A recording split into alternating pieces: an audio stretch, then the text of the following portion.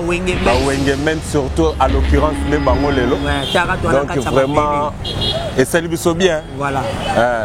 25 ans après. 25 ans après, 25 ans après, tous les cadors, il y a Wenge, c'est-à-dire 25 ans. cynique, nous sommes tous à Wenge. Bandana, Papa chéri, Fondé Masela, Alain Makaba. Donc tout le monde était là. On va passer à Koussangi, là, tout Kalouji, donc Emile Alias. Lesboula, il y a tout le monde. Il y a Roberto et Kokota. Alors, c'est à niveau 25 ans. Oui, il y a un programme. Tu vois, artiste, c'est total auto, ça là. Oui, aussi ça public, c'est vraiment important. Tu as besoin public, la population in balingaka. C'est tout, c'est un succès. On a l'air d'avoir conseil photo bêta, ça sera correct. Vraiment pour moi, c'est un grand plaisir. C'est un grand plaisir de se retrouver vraiment.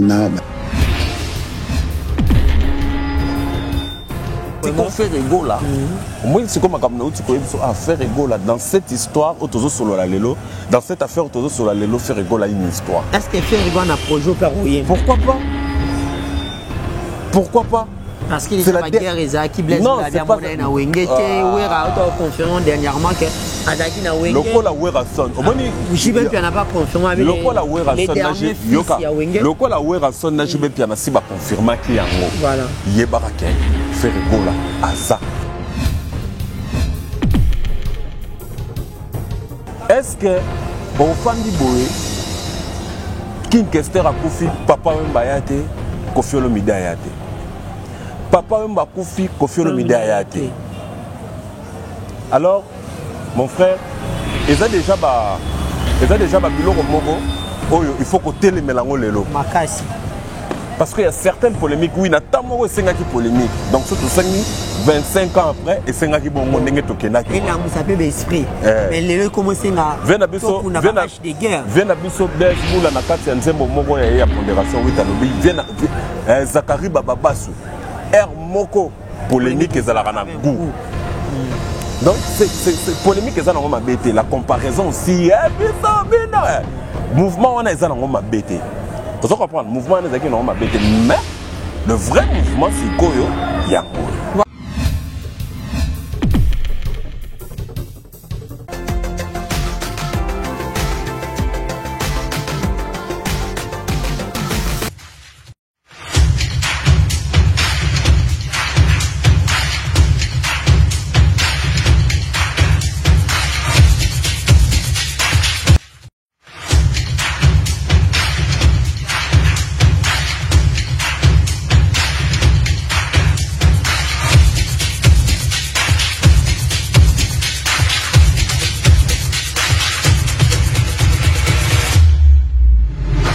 Merci beaucoup, chers amis, chers abonnés de Emergence One Télévision, la chaîne qui vous informe en temps réel. Et nous sommes aujourd'hui précisément dans la commune de Bandalungwa. Bandalungwa, c'est une commune où il y a une histoire Yamaka. Si vous savez, quand je parle de l'histoire, c'est sur le plan culturel. C'est ici que Wenge et Bima. Hein? Bana Wenge Babima Awa. Je suis à quelques mètres de l'avenue d'Ibamboma. Dans le cadre de votre mission Culture à la Haine, vraiment, vous allez découvrir Bandal à travers Bana Wenge. Un grand merci à tous les abonnés de Emergence One Télévision. Vous êtes disséminés à travers le monde entier. Je suis Tariq Ngango, le richissime journaliste en Zambie. Babi Makambo. Nakati Emergence One Télévision, Babi. L'idée de Amadou Diaby à réunir les anciens. Il y a Wenge Musique à BCBG 4x4 25 ans après. Si ils vont faire un projet Oyo et Kinshasa. Raison pour laquelle la grande équipe de Emergence One Télévision accompagnée de moi-même, Tariq Ngango, journaliste en Zambie, M. Sapis, ainsi que de Junior Kapa, Papa Najiji qui est derrière la caméra. Tokiti, Nakati Abanda, Tokutanana, l'un des soldats. Il y a Mabele, il y a Bandal, l'un des Gaulois également à défendre la culture Yamboka à la personne de Arthur Pouloulou, le roi lion. Quant à moi, je dis un grand merci à tous les abonnés de cette grande chaîne Emergence One Télévision. Je dis un grand merci à Papi Sapo, chef de ville, le partenaire officiel de Emergence One Télévision depuis Paris. Plein de bonnes choses à toi. Mbote Nayo, mon vieux, également à Carlin Itonga, Grand Jogo, Carlos et José Sandantumba depuis Londres. Bambote Nabino Bozwami partout dans le monde entier, disséminé de Paris à Bruxelles, à Milan, à Molenbeek, à Bruxelles, Washington, et Maman Bibi chez Oumoso, Maman Présidente. Et plein de bonnes choses à vous tous. Vous êtes à Kinshasa, à Kikwit, à Lubumbashi, à Cape Town, Pretoria, Brazzaville, Babi Makambo. Bandeko Boyo Kalisa Poya Wenge Muzika. Ezalaki mokolo moko na dibaboma. Ah oui, Babi ezalaki mokolo moko na dibaboma. Werason Jibem Piana Ale Makaba Didier Masela basangani mouvement EKI Adolphe Dominguez c'est les boules ba yeba kolisa mouvement. Quant à moi, je dis un grand merci na batu nyonso tout boza branché na ministre au balobi. Internet c'est zonye lengi. Chaîne ezara moko. Émergence One Télévision. Je dis un grand merci à Alain Kembe, la garçon de disques Papa Naninel depuis Paris. Plein de bonnes choses à toi également. À Jerry Tonsia, l'architecte le plus doué de sa génération. Il y a un seul architecte à Kinshasa, Jerry Tonsia. Papa na Olivier Eiffel Tonsia. Plein de bonnes choses à toi. À Tonsia Mobutu, l'ingénieur le plus qualifié de sa génération. PC Langam Motena, maître CD Alamba, autorité morale, ainsi que na maître Tozo. Luison Tozo Babi, plein de bonnes choses à vous. Bambote na batu nyonso tu bolingaka ngai. Kapa ya to marchaka moi mukie, to marchaka moi mukie le tana kotaka Arthur Pouloulou. Makambo eza vraiment kitoko kitoko. Je suis en plein bandal, je suis en train de totambola bomona vraiment ska makambo banda. Un grand merci également na batu tout boza partout dans le monde entier botika Atari qui était bobengaka isaka bien. Déjà sans plus tarder, on a déjà Arthur na musika. À côté de la boueto mais kako solo la tebe ça fait moi les solo ndenge ezalaka vraiment et que ça la plaisir il y a trop na peu simbote na Berti Souvé Zara en direct d'Istanbul. Plein de bonnes choses à toi na batu nyon surtout vous a disséminé à travers le monde entier. Nous avons vraiment un abino abati labino Tariq Ngango le richissime journaliste en Zambie abino. Sans plus tarder, Arthur Pouloulou il est déjà là. Mon invité, le roi lion, Arthur Pouloulou, je te donne un micro. Merci. Ouais, ça te fait du bien, tu vois déjà. On est en plein bandage. Oh, ouais, bonne santé. Ouais, ça va. Balandinho sur Émergence One Télévision. Yabino Yango Wana. Vraiment un très grand merci à Bagolois, tout Gladiator. Mélomane également. Mélomane, il y a très bonne musique Lelo. Wengemen surtout, à l'occurrence, ne Bango Lelo. Donc vraiment, et ça lui bien. Voilà. 25 ans après. 25 ans après, 25 ans après, tous les cadors, il y a Wenge, c'est-à-dire 25 ans. Les cyniques, il y a Wenge. Bandana, Papa Chéri, Fondé Masela, Alain Makaba. Donc tout le monde était là. On va passer à Koussangi, là, Toutou Kalouji, donc Emile Alias. Lesboula, il y a tout le monde. Il y a Roberto et Kokota. Alors, tu as le niveau 25 ans. 25 ans. Donc, tu peux nous expliquer précisément à Tozano One? Vraiment, à Tozano, la commune déjà Bandalungwa. Voilà. Lubumbashi, pardon, Inga, Lubumbashi, place Wenge. Voilà, place Wenge. Avenue Dibabo, ma place va faire Ebanda. Avenue Dibabo, mais ça va faire Ebanda. Tout ça n'a pas tout moi paiement à Dibabo. Va comprendre. Mais quand on met les solo actuel pour nous, mais Banda quand on dengenini. Non, quand Ebanda quand on Dibabo, bah sangani, bah sali makambo. Maintenant en plein bandal. Bon, à l'époque, ils étaient des jeunes. Hein? Oui, très jeunes. Voilà. Très jeunes. Déjà, dans les 80, déjà les années 80, on a tout. Dibabo, oui, yango. Voilà, c'est. Donc, à venir, on peut la place Makambo Bandagi, yango. C'est ici que tout a commencé. Tout a commencé, donc, Makambo Bandara, penande na venu, non, c'est un master na papa. Et papa n'a vraiment, tindi quand on peut na mouébou. Après plusieurs années, 25 ans après. 25 ans après. C'est ici que Makambo Banda. Makambo Banda, awa. Ezaka na orchestre, ezaka na équipe à football. Voilà. Équipe à football et après. Et équipe à football, ouais, Wenge. Fessé Wenge. Oh. Ouais. Fessé Wenge, il y a pas de musique. Non. Bandaka non équipe à football. Voilà. Après équipe à football, et il faut changer mode. Donc il y a commencé orchestre. Orchestre Wenge. Tu peux nous dire par rapport à l'historique à Wenge? Ouais. Banane bena bazaki à la tête les bandes. Bavien na biso be mebwanga bazalaki. Mebwanga. Rikoko Boulambe bazalaki. Voilà. Weranson.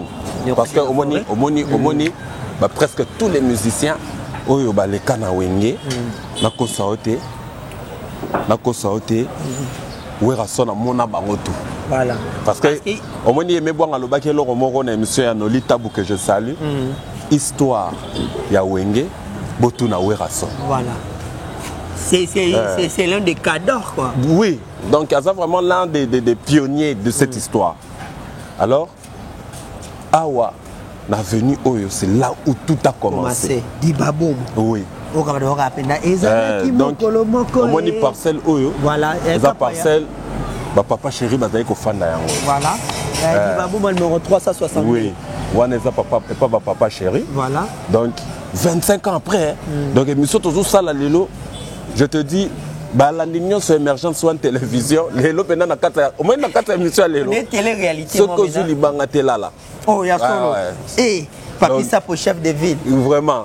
Quand le chef est là, la ville est calme. Très calme. Donc il y a Papi Sapo, il y a eu un Mwana Wenge, Awa Toza Ipaya, champion Magouche. Champion du Congo. Champion du Congo. Magouche. Champion du Congo. Papa Tatiano Sango. Voilà. Notre concert P. Donc tous autres on l'a vraiment capable. Donc tous on a biso à quelque part déjà tous au coma. Voilà. Tous au coma na biso. Tous au mona. Donc maintenant quand tu dis c'est que ezalaka na vient na biso moko parce que la parcelle déjà toleki na coin wana. Vient na biso paix à son âme Fumu Jean Bélis. Fumu Jean Bélis. Oui. Lui il était qui à la Guinée. Bango baza parmi siko ba fondateur et orchestre Wenge. Voilà. Tu vois. Donc tout le monde a biso moi mon keto zo mettre en solo là. On a parlé yango. Voilà. Actu pour le vena on a kata. L'actualité. Yebi vena makamunde. Donc yebi. Voilà. C'est quoi yo? Fumu Jean Bélis, Bambutakis, Bangonde, ba vrai pionnier, ya makambo. Moutakis, papa chéri. Moutakis, CG orchestre, l'ancien CG, l'orchestre Papa chéri. Bangonde siko ba polo siko yo, ba faire, bangonde ba yebi siko yo. Parce que ils connaissent bien la jeunesse. Oui, parce que au moins nous étions wana, ba bengi Wenge, nous étions wana. Bangonde ba yebi, parce que au moins ezalaka toute une histoire. Bandika na leur idéologie bandina dibabo mais 4 qui ba 5 n'est pas paix à son âme vient na biso wa senga kimpuni. Voilà, wa senga kimpuni. Ouais. Donc c'est que bangonde siko yo pe ba yeba ki pe ba faire ya makambo ndenge ezokendele. Au moins siko vient na biso Fumu Jean Bélis, c'est lui mutamemara so kombo ya Wenge na El Paris. Voilà. Actuellement pour nous Wenge était essentiellement composé na bana Dibaboma qui la avait plupart, également la plupart de l'autre côté c'est Dekani, Dibaboma, Awa Thierry Batete là Lubaki Bukaka Kimbondo. Voilà. Kimbondo autant jouer l'état. C'est qu'on se katisi c'est qu'on jouer l'état on a comme une tonne wana omoni ingénieur Blaise Boula. Voilà. On a venu na bango. Terrain 5 à 5. Non, terrain 5 à 5 qui vraiment ça musika. Donc juste ka so katisi Kimbondo là avenue Landi. Wana omoni vient na biso Blaise Boula tonne. Avenue Landi Baluba wana ndo omoni vient na biso Ale Makaba. Ale Makaba. Voilà, Ale Makaba n'était pas natif ya Dibabo. Natif à Bandal mais ya Dibabo maté. Dibabo c'était seulement Wera Jibé. Ouais. Wera, Jibel Piana, Didier Masela, Aimé Bouanga. Aimé Bouanga. Donc yango wana ezaki na bangonde bazalaki bangonde wana ba natif ya venu. Un très grand merci na master na ngai Patou Limbambe, prix Nobel. Vous comprenez? Donc bangonde bazalaki ba natif ya avenue. Ya ba natif avenue. Mais lokolo ezalaki eloko moko esangisaki bandalungwa mobimba. Voilà. Yango monaki bamususu bautaki donc quartier to benga ngo quartier Lingwala donc place ba vient na biso bautaki Blaise Boula na Ale Makaba ozo comprendre ba natif pena ya venu oyo bangwana na tangelio Aimé Bouanga vient na biso pesusu na kata histoire to ngakobotsa la vient na biso moko zingzong na vient na biso Kija Brown bango susu pe bazalaki. Voilà. Dans l'histoire de des hommes mais il y avait également certaines personnes qui na Wenge, ils n'étaient pas des natifs à Bandal. Oui. Manda Chante. Oui. Et Marie-Paul également. Marie-Paul, mon Bandal. Mon Bandal, mon Adoula. Adoula, oui. Marie-Paul Bandal. JDT, bon, Toucha, elle Paris. Mais Wenge Benda, Manda Yaki, mais moi, Manda Zena Wenge Mnene. Wenga Munene, Yamba Kalai Bwini. Il y a d'Aki Monanjili. Mais comment se fait-il que Mtaouta Ginjili a s'intégrer directement dans la bande? Omoni Wenge, c'est toute une génération. Voilà. Omoni, Wenge, c'est toute une génération. Donc, génération, et ça, génération, bah, blague. En plus, génération Oyo. Génération Oyo et sa génération Moro. Parce que je vais te dire une chose. Lelo Nakatia, Lelo, ce qu'on t'a dit dans l'ensemble de la musique congolaise, orchestre mon côté bêti musique qui connaît Wenge. Parce que tu as la Wenge Banda Bima dans les années 80, Lelo tu as né 2022. Ça fait plus ou moins 40 ans. Wenge Botina Bakoko. Il y a plus de moins 40 ans d'existence. Voilà. On peut dire que Wenge c'est tout un empire, c'est toute une dynastie. C'est toute une dynastie. Et Boti va faire rigolo là. Natif ya Wenge. Voilà. Moi Ngere mais natif ya Wenge. Un grand merci na Bagolois Bagolois tous les loboyé ba ndenge ni faire la kia les loboyé. Voilà. Émission yoto salango et vous tellement moulaï mais nous allons le diviser en deux parties. Normalement. Vraiment public nation émergence sur télévision tellement que ils a bien tombé ta histoire bon mesana bon sepela et ça la kitoko. Vraiment. Voilà. Arthur Pouloulou. Oui. Toujours dans le même ordre d'idées. Parce que place moment qui indépendait à Lyon. Le premier disque il y a Wenge. Oui, Moulolo. C'était un échec total. Non, Oyebi échec moi total et Simba non, et Simba non, Ezaki Nini. Qui ne bougeait même pas. Ezalaki nango ya ko Simba te, ya ko Nini te parce que au moni à l'époque il y avait encore des étudiants na kati. Donc papa ya kalapé sikoyo. Sérieux, Bazalaka un peu très strict. Hein? Voilà. Bazalaka pena très strict. Alors je te dis très strict. Awa Sikoyo, Palin, il y a le feu Nabiso Maître Baja.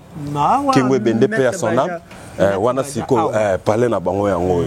Palin na bango yango. Vraiment kapaya. Non, c'est vraiment tout bouge. Tout amour la sous moi mon kepo awa. Ozo sur la pena. Ozo la pena na muto ayebi maram. Voilà. Dans natif à Banda. Moi na dibabo ma beno santi que non makambu.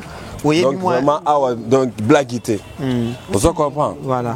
Mais je disais la première expérience ma vie c'était un peu. Oui, parce qu'au Moni, à l'époque, papa et Kalabazalaka vraiment strict. Bazalinga vraiment banana banana makama musique. Bana batanga. Bana batanga. Bazaba licencié dans droit, en économie. C'est ça. C'est ça. Kapa y vraiment lancé un autre souka parce que ah n'est qu'au centre pénal va faire. Voilà. Donc c'est quoi awa et pas ba vientoni. Voilà. Yango Dibabo numéro 313. Et pas maintenant il y a le roi de la forêt, papa n'exaucé na gladi. Ouais, donc place Makambutu et Fanda qui yango, place ba frère Patrice, ba Pichu qui faya, ba Rochani wa ba Merando. Donc awa. Dibabo ba Kijabron. Papa et pas Aimé Bouanga yango. Aimé Bouanga de l'autre côté. Mais c'est comme si les cartes ont changé banda ko. Mais tu vois ça fait 25 ans. Dans 25 ans mais une quarantaine d'années déjà aussi dans la caca. 25 ans après la dislocation bon. Une quarantaine d'années banda orchestre on est botami les lots sont 40 ans. Plus ba âge ba papa chéri ba zanango lelo au moins que ba banda ki wenge na bango na ba 17 ans, ba 14 ans, 15 ans. C'était tellement très difficile. Vraiment, c'est ça. Surtout, il y a papa, il y a Kala. C'était encore très difficile pour Omona. Moi, je n'ai pas la musique. Mais Wenge, Kaka Wenge, et là, qui s'est bisoke, musicien, à Koki Kobala, moi, ministre. Voilà. Que musicien, asa utile dans la société. C'est Wenge qui nous a montré ça. Vous faut comprendre. Voilà. C'est Wenge qui nous a donné cette. Nous sommes maintenant au siège, c'est-à-dire donc c'est pour Wenge Yango. Et pas Wera, il est roi de la forêt. Et pas mais moi n'a pas fondé ma celle là. Donc la parcelle là. Papa, il y a la parcelle grise là dans le vraiment. OK, c'est bon. On va illustrer ça au cours des images. Parcelle 300, il y a grise là. Je crois que c'est 300 et quelques. Donc Wana Sikoyo et pas ya. Fondé et pas fondé ma celle là. Vraiment des blocs. Voilà, Arthur Pouloulou. Le disque est ça là Wenge Siko et Beni ça Wenge Penda. Disque est ça là Wenge ça qui n'est bougé. Avec la chanson fétiche c'était quoi? Qui n'est bougé. Ya solo qui n'est bougé banani oyo tokoyo kana nsango. ba jeune homme mango kitoko bonzenga banangoma bana. Donc c'était la chanson fétiche. Donc il y a un comme t'es pour bouleverser ba donner tic et télé ça c'est quoi wengenda et bouleverser bena mo wanande siko ici ba viva oh tikala ki siko na y a qui après qui ne bouger et qui n'a encore juste ma confirmation que toyé to fandi déjà toyé to fandi mais oh yo penande oh bana moko ya bandal bana moko ya banchiki balela palin balela bachiki mais ba musicien.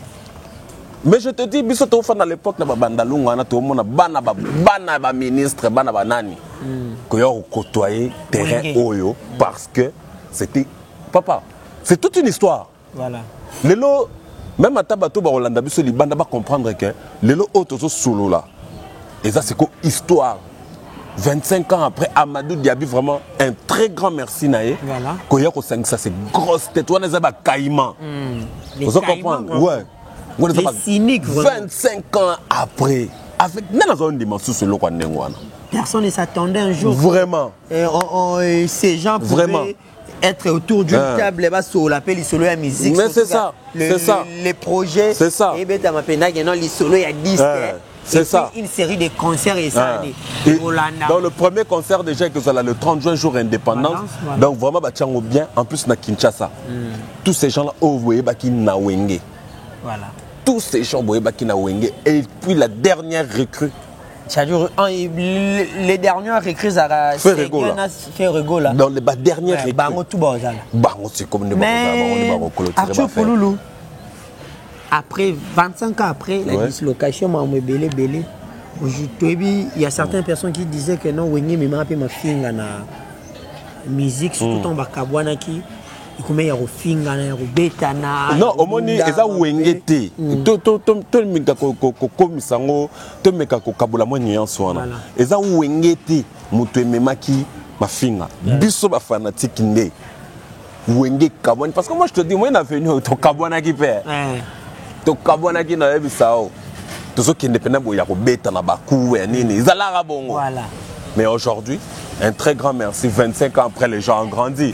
Tala bato muso sopé bazala raté les kabwani mais na moni bango ba botami pe ba koli. Koli pelé le ba parents. Voilà. On se comprend na moni bango pe ba koli ba komi ba parents et ça linga pena bien na moni pena que tout le monde a grandi. Mais dans toutes les chansons ya Wenge nze monini et Bersaka parce que nous tous nous sommes génération Wenge parce que biso na to koli na Wenge quoi. Surtout que biso to zaki mingi. Et tu écoutes des Wenge tant que tu comprendre makambo tu écoutes Wenge on des kabwani biso zaki trop plus maison mère. Bana le roi de la forêt. Mais biso nda Wenge dans l'ensemble nze moni bene bano berceau makasi. Vraiment nzembo o salanga bien. Nzembo za tellement ébélé.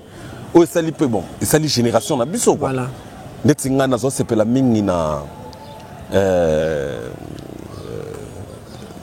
tempête du désert. Opération tempête du désert. Mobala sango jeno mango atonda ngenge mwanango aza noble na azaïr na aisance ya ba bourgeois Saddam Hussein soki alati kitoko. Il faut à la présence, bouquet de fleurs, cadeau na bombelio, junior. Donc, c'était vraiment. Donc, on est à Zembo Oyo et bercé jeunesse nanga. Moi, c'est quoi, tu as la bandalo et belé belé. Qui te connaît quoi? En direct, bandal, vous comprenez. Ambiance, c'est bien. Donc, Wana, c'est l'une des chansons et ça la rend un peu bien. Et ça, on peut belé, net la belle au boire de main.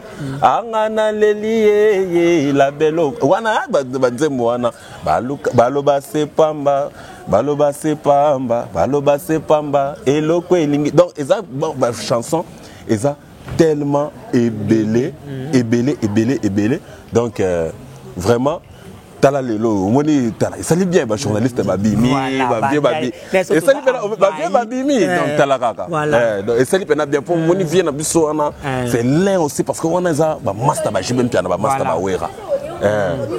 Donc, bah vieux babimi, et ça lui pensa bien quoi. Et ça lui bien voilà. Un grand plaisir, il y a qu'on se retrouve encore une fois na banda, c'est-à-dire nous sommes en plein d'Ibamboma là où Makamovena et ça nini Ibanda. C'est-à-dire le Ndaloa bana banda, on se voit partout na Mikili.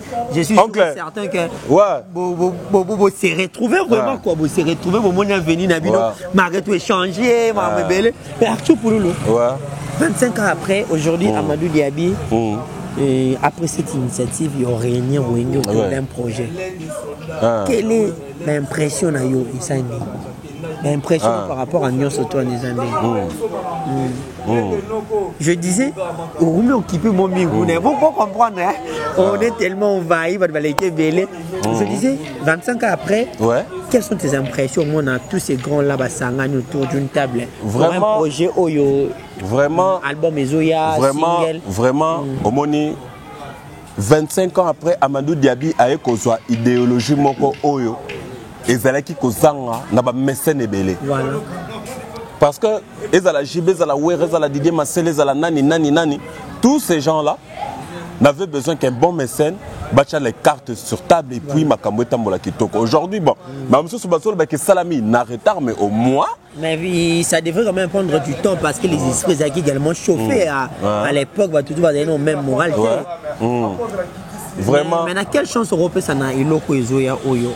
Jusque là rien n'est encore dévoilé, rien n'est encore officiel. Toyo Kika Bamaramouz attend également les communiqués officiels de la part de Amadou Diaby qui est l'initiateur, également le producteur. Déjà après ça qui biso moins figure de style et là on est allé là. Donc en disant que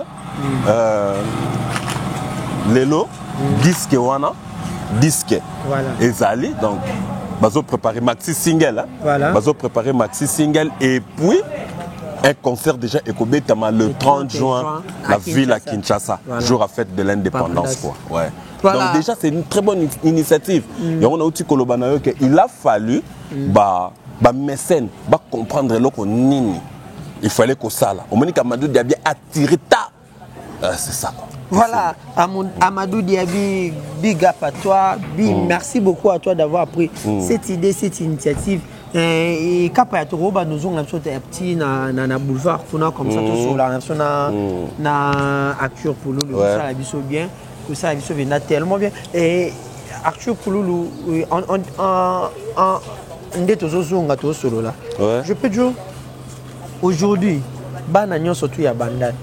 Parce qu'il satisfait comme on a hier ou avant-hier les stars quand on est à Bana Wenge Basanganaki. Mais non, on a logique, il faut ça là-bas bien. Voilà. Vraiment, au moins la logique du lot qu'on a tout et c'est là qui bien. Et ça quand Bandal parce que Wenge Sangi c'est toute une génération. Voilà. Talakamanda ou Taginjili. Mais il était guerrier à Routanjili. Ouais. Il s'est intégré dans Bandal. C'est pas facile. Manda utakinjili. Manda utakinjili. Aïe qu'on se retrouve dans Wenge. Voilà. Vous comprenez. Donc Wenge c'est toute une génération. Voilà. Wenge c'est là qui une génération il y a Batumoko Oyoke au Fandi Penzo Lobby non. En plus les lobons toujours c'est comme Esprit Wenge, oui, c'est pas mauvais parce que Esprit Wenge, l'accès non complexé, banani et tout ça, c'est bien bon. Bon chic, bon genre. Bon chic, bon genre. Voilà. Mais le vrai Esprit Wenge, c'est là qui est la chaîne Oyo Baningakachik. Voilà. Là, bah, bon chic, bon genre. Genre, nini. Bon chic, donc t'es chic là, tu t'habilles bien. Tu nous prends également, hein, donc toi, quand Wenge, il faut un bon chic, bon genre. Basket qui tout, chemise à bien, bien repassé. Donc, on a bon chic, bon genre. Mais ce qui est ok dans mon psycho, bon chic, pardon. Mais ce qui est bon genre. Genre, c'est l'état aussi. Voilà. C'est l'état d'esprit. L'état d'esprit d'une personne auto solo la. Donc, tu dois avoir une caboche bien faite. Voilà. Parce que ce rotal, il vient d'abord ingénieur Blaise Boula. Voilà. Intellectuel. Aux yeux, il vient Fondé Massela. Intellectuel. Alain Makaba. Alain Makaba. Baouer à son intellectuel. Tina Bachibim Piana. Alain Pela. Il n'y avait pas de voyous. Pas de voyous. Pas de voyous. Pas de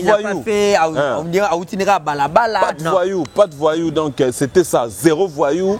C'était vraiment du bon temps. Voilà, Wenge peut même influence à Makassi. Vraiment. Oui. Directement, ils ont quitté Bandal pour aller à Makamba. Oui. On a écouté ça, les solars bétaté parce que Wenge avec le vent Bazalaki Nango, Bana Baba Kondiwana, Bazozalana Bango. Vous comprenez? Avec ce vent-là, il a fallu Sikoyo, Balaksabiso Sikoyo, que Toye. Voilà. Banani Oyoboko Yokana Sango, les anges adorables. Les anges adorables. Vous comprenez? Les anges adorables. Papa Bayem Balamoro Koutana Poto Balamoro Bangonyo sur ma campagne. Batika Kofiolo Mide na Bandal. batika Pepe Kalé na bandal parce que Coco Fiolo mida zaki na Lubumbashi place Sona Sekoma en face à 3 heures d'or non place bureau Sona Sekoma voilà to suka na biso na noa place bureau ya Sona Sekoma bango bazalaki wana nani Coco Fiolo mida zaki wana Pepe Kalé na Kivunda donc batika ki mo ba mais est-ce que Wenge quand ils ont venu et qu'on s'imposait la musique à Congo, ils étaient également combattus. Mais oui, oh papa, mais non. Mais moi, je me sens que mais oui, non, on se peut là, niveau ya mon papa, n'engwana papa. Bouti na ba palin, producteur à mon ani boké mikili. Hein? Boké poto. Na ko kende poto na ko funga mambala moko. Kobandana pour moi que Wenge c'est quelque chose de très fort. Kobandana mulolo tina lelo voilà tobeta kama solo na bango papa betara lisolo Wenge ça fait presque 40 ans mais Wenge également ba yana ba parent et ba parent non parrain oh vraiment bango lelo biso no sotomoni et ceux qui biso peut-être le baki yango avant ba mususu banga bandimate. Mais moi je crois que tous les émissions tout ça là moi je t'avais dit Tariq l'un des premiers parrains à Simba Wenge na liboko boizalaka le général de Fa au paix à son âme. Waouh, sérieux? Oui. Le général de Fa. Mais ouais. A soutenir bango à l'époque. Premier concert il tapait cet instrument. Voilà. Babilamba na bango na via zofanda na ngiringiri. Na mokoto wana na au dépôt. Voilà. Vous comprendre hein? Il y a eu vraiment des parrains. Voilà. Bavien na biso ba ambassadeur qui Jabron a rolonga Kinshasa qui côté Kabilo on est na CFA pour Wengeza la hotelema pour Wengeza la toujours il a envie bien couper bien ça la poto ambassadeur qui Jabron que je salue voilà fait wana penza talaka ba maître paye orchestre bazala qui paye à son âme maître Godila le Kavia Elliot Mondo voilà obeta li solo moi souvent tous as tout fait na ba délire na so beta ngo bitan Wenge panzana ki ba bitumba ya mabe il paraît que Jiba dans la pharmacie ne mo awa MCT na bisayo za danger biso to moni bateau moni bateau et bimi pena na mokile eti na terrain municipal voilà Titanic et bimi intervention rapide pe bimi wana na saluer bana Tchétchénie nyonso na moni vient na ngai Mike Longange malako wana siko Tchétchénie la guerre de santé également wana siko za ki kutu moins trop bilamba be ikanto paix à son âme voilà paix à son âme na moni Ricky Lumu le baron baza belé Tchétchénie baza ki belé ba master na biso musuba daya paix à son âme Milor Sasa vous comprendre Tchétchénie ba six ngoto vous comprenez donc wana ndezala ki bango ne maison mère Tchétchénie au moins il vient na biso moko pa commencer la émission politique vient na biso Deda Mouli azalaka le premier porte-parole ya Wenge musique à maison mère OK avant ba Sankara ba ya oui wana grand frère master na ngamoro bochera Mouli et azana tiré voilà vous comprenez ba Sankara kutu bataba bilamba la guerre du 100 ans voilà yazalaka trop kutu ndena Adolphe yazalaka trop mais to betil solo so bena Adolphe ndebe trop te Adolphe Adolphe azana tifa bandal te sauf que bande konaye bazana dekani awa et pas ba famille nani et pas mettre na biso za pe na poto mettre je sais pas mettre Awaz donc famille na bango yango a do tane commune mususu azouta je crois Pigeon à l'époque hein Pigeon c'est pas Pigeon donc je crois Pigeon ba côté ga ya kuna ezara Pigeon moi la papa est bon j'ai tout ça beau à makamutu kitoko mais ayaka déjà c'est que yena jibe baza tanga na tene c'est que jibe ndé siko ça dit tenir la Gombe et banda ça dit beau à vie dans les tenir la Gombe un grand merci à tous les abonnés d'Emergence One Télévision monsieur Arnaud Demi de Sapis derrière la caméra également Cap à Papa na Gigi un grand plaisir de faire cette émission en plein bandal en plein dibamboma bon moi venant tous ça maman va oleka maman va outil peut-être ba messe ba Saint-Charles Loanga et tout le roi tout solo là dessous l'un des derniers points et tu vois bien émancipation il y a des orchestres qui sont à Kabouani côté maison mère côté BCBG tous les deux orchestres c'est dans le vent pour ouais côté maison mère il y a Makasi côté BCBG il y a Makasi donc il y a ma casse. Koto Titanic et Bimi succès, intervention rapide. Intervention rapide, Koto TH et Bimi sur scène, de l'autre côté solo la bien. Sur scène, Internet qui bouille ça. Donc vraiment c'était une guerre, mais une guerre vraiment loyale. Voilà. Une guerre vraiment loyale. Et ça sauté le col à Bawangila. Au moins les Bawangila bazakana li solo betate. Bawangila bakana li solo betate li solo. Mais je te dis. Yango nazolo baboué. Pour te dire quoi? Au moins la carte ma solo toujours solo non c'est qu'on fait rigoler une histoire. Voilà. Betano li solo il y a recrutement il y a papa Hervé. Le padre fait rigoler. Il a été recruté comment? Kermesse à Salongo. Voilà. Salongo dans l'avenue. Salongo, non. Pima foyer. Foyer. Voilà. On a foyer social. Foyer social. C'est quoi? Salongo, Salongo eza école moko na kata bandal mais na ngambu ya Bisengo. Voilà. Il y avait un kermesse moko ezalaka wana. Rumba des jeunes monte salaka enlever le rideau ya wenge. Voilà. Alors faire rigole à yemba jour wana na biso ayemba danger. Ayemba danger wenge beti tant moko wera sona zu micro. Abi petit moko uti ko yemba wa. Banoko batomboli faire ba chena podium. Yemba ayemba biloko papa chéri ya kosakana te. Ne loko ne moko nzambe première fois na yo kango kuna série wana. Voilà. Déjà yemoko. Mais ouais. Bombanga na motema na yo lokola banque voilà ce qu'on a yemba bongo. On se comprend. Alors c'était à cette époque. Oui. Et l'autre pena yango. Mais ils étaient aimés également par bana ba sepelé na. Mais azaki déjà musicien ya rumba déjà de pas tafe. Voilà. Regarde là. On se comprend. Azaki déjà musicien ya rumba déjà et pas tafe na bukaka. Voilà, bukaka c'est de l'autre côté. Ouais, de l'autre côté qu'on a en passant na bukaka wana na moni ba te belé fo na pesa bango pe mbote mais. Pesa ba mbote na Rolanda bango ya moto solo là c'est qui est important. On se comprend. Na ba bukaka wana azalaki wana. Pas fondé Océan. Voilà. Rumba des jeunes. Ou à la place où on a belé peut-être les noms encore de reciter la histoire. Voilà. Actuellement, il y a une grande histoire. Maramosé Belé, on aura les temps sur la. Mais c'est qu'on fait rigolo là. Moi, c'est comme à faire rigolo là. Dans cette histoire, dans cette affaire, sur la Lelo, faire rigolo une histoire. Est-ce qu'elle fait rigolo un projet au Pérou? Pourquoi pas? Pourquoi pas? Parce qu'il y a la guerre qui blesse la diamondée na wengete wera auto confirmé dernièrement que Azaki na wenge lokola wera son omoni jibe pia n'a pas confirmé mais lokola wera son na yoka lokola wera son na jibe pia na si ba confirmer ki yango voilà yebaka ke faire gola aza mwana ya wenge c'est leur dernière recrue na niveau chant dernière recrue na niveau chant. Parce que les avant-dernières recrues, c'est japonais, mais la dernière recrue, dans niveau chant, Wenge Clan, Wenge Mobimba, c'est fait rigolo. Là, je profite de saluer Shadrach et Miguel, le chinois, André de Dubaï, Histoire Yangoyo, également Bertie Souvezara, mon ami. Plein de peut-être pas, awana kati lisolo tozobeta faire rigola azana histoire oyo. Voilà le padre azana kati. Faire rigola kenda ba concert mususu ba njili ba kitisa na ba kombi na ba victoire wana siko vient biso mbutaki ça zara na kombi. Voilà. À l'époque kombi ça la rage. Tu vas tirer nos kombi na poto mais bon mon débat patron. C'est ça. Voilà. Siko vie qui ça zara na kombi. Bon à côté na kobe ba kitisa na victoire faut zonga bandal mako. Il a également souffert.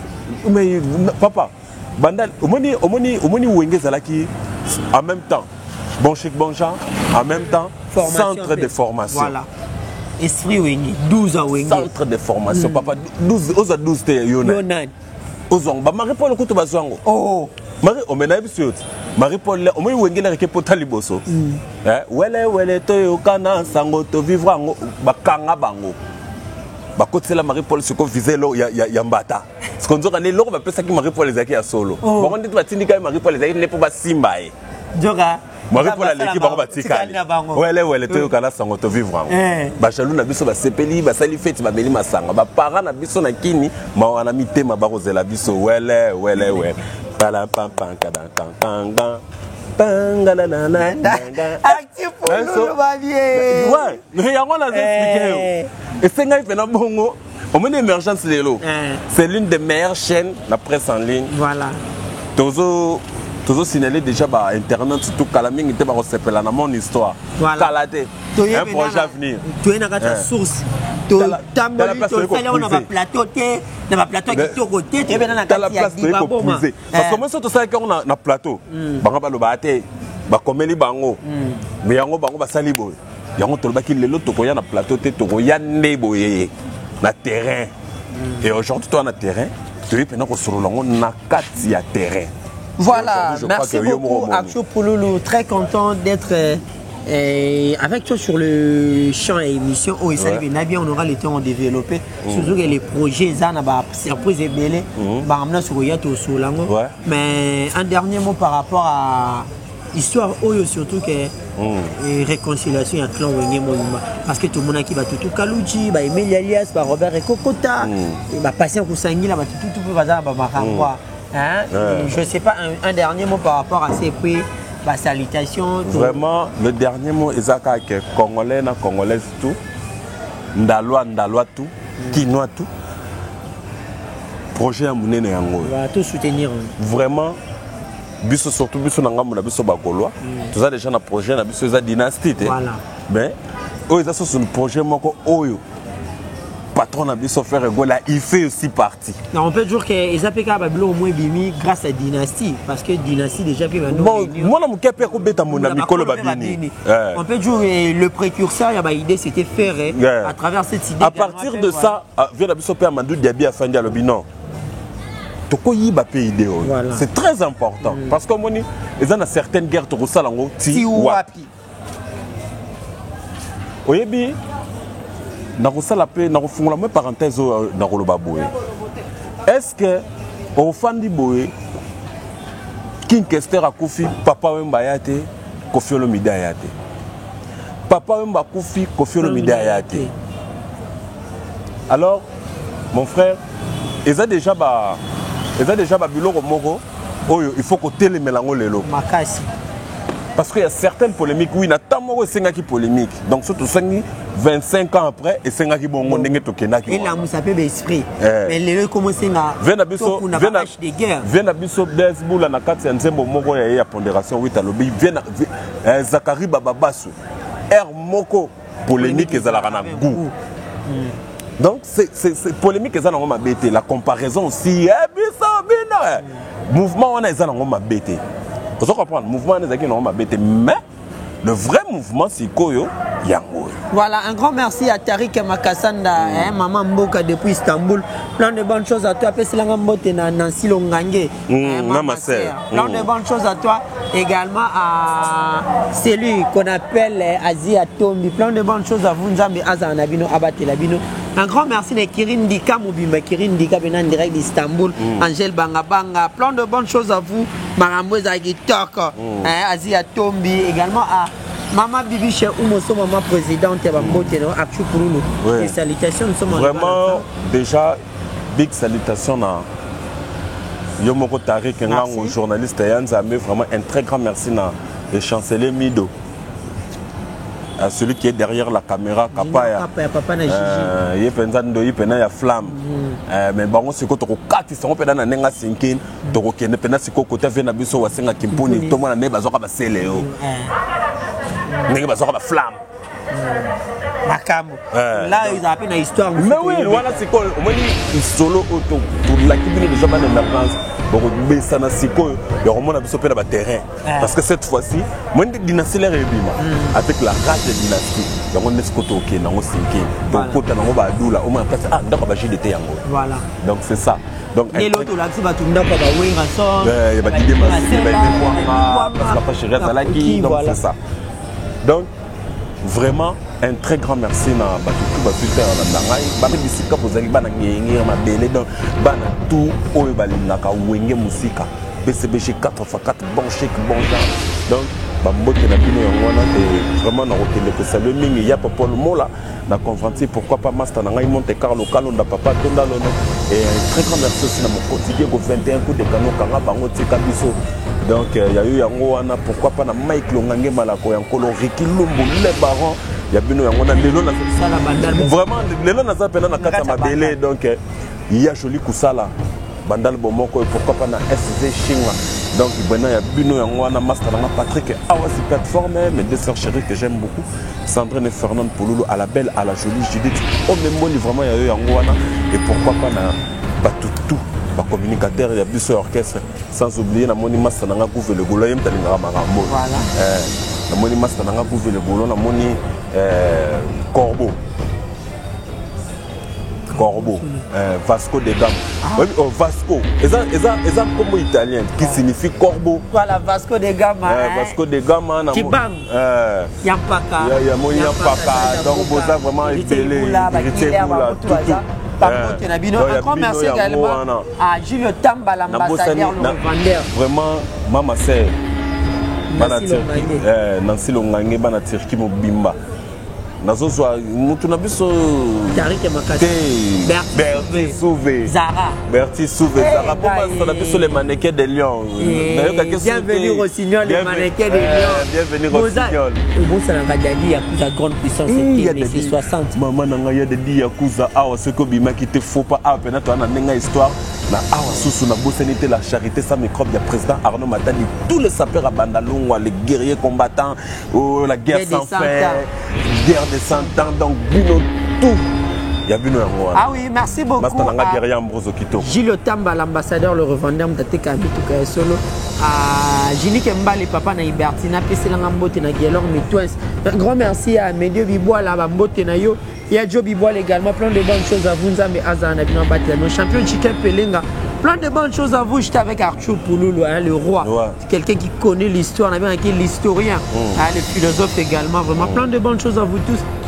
Junior Kapa qui était derrière la caméra. Tariq Makasanda, Maman Mboka, hein. Salama Mboka, Ndezalaka. Kadhafi Mabenga, Maman Mboka également. Linda Kembo. Linda Kembo, plein de bonnes choses à vous. Patricia Paulé. Et Patricia Paul, la brésilienne, plutôt, excusez. Merci beaucoup à vous. Vous étiez nombreux en train de nous suivre. Prochainement, Troya avec un nouvel épisode de cette série Tsuru, toujours au compte, tout l'action Wenge. Exclusivité dans la émergence sur la télévision. Il y a d'autres photos, ça va, on peut bon, moi, c'est comme un VIP.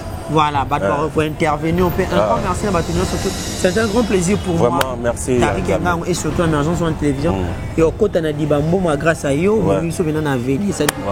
merci beaucoup, on se voit prochainement.